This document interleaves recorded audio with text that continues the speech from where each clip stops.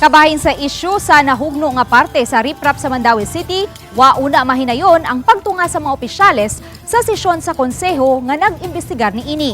Pan-inspeksyon, himuon gihapon. Ang report ni Nico Sereno.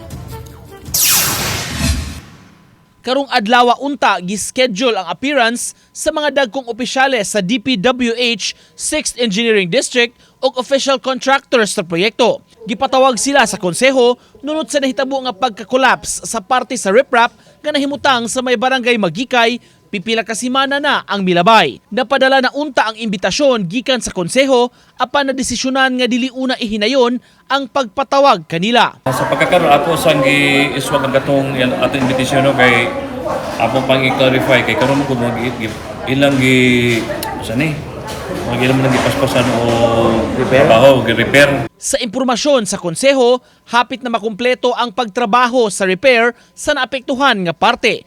Apan gidusog gihapon sa Committee on Infrastructure nga inspeksyonon ang maong proyekto ug uban pang napatuman na sa dakbayan. Gitinguha gihapon ang joint inspection tali sa city engineering officials, taga DPWH ug contractor.